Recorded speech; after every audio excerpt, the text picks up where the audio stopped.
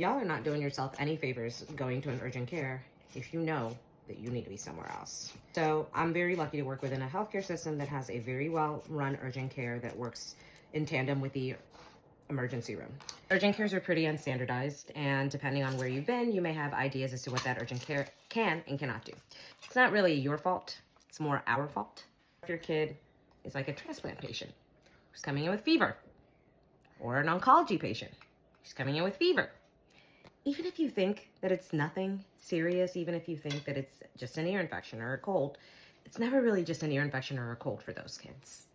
So here I am, 4 hours later, getting my kids ready for school, and just thinking about some of the kids I saw last night who are very medically fragile, who ended up needing to go to the ER anyway after being with me for 4 hours. The urgent care, even a really great one, does not function like an ER.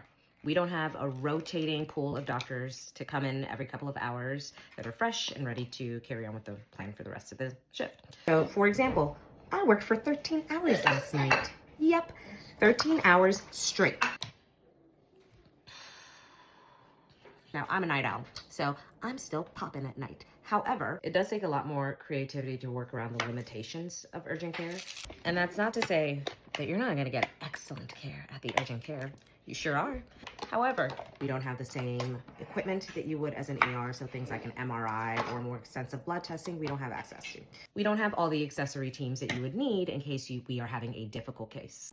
Our system just runs so efficiently that everyone thinks the urgent care runs like the ER, but we don't. And I get it. No one wants to go to the ER if they don't have to.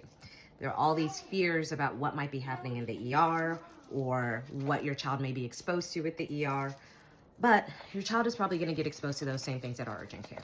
In the event that we do get emergencies, which does happen fairly frequently, your wait time is going to be pushed significantly. Let's just be honest, you are definitely not getting the same level of care that you would at an ER at midnight. I know it's really hard when you're driving by that urgent care sign on the way to the ER. It gets really tempting to just pull on over. But do your medically fragile kid and yourself a favor. Go where they can get the most efficient, most accurate, well-rounded care.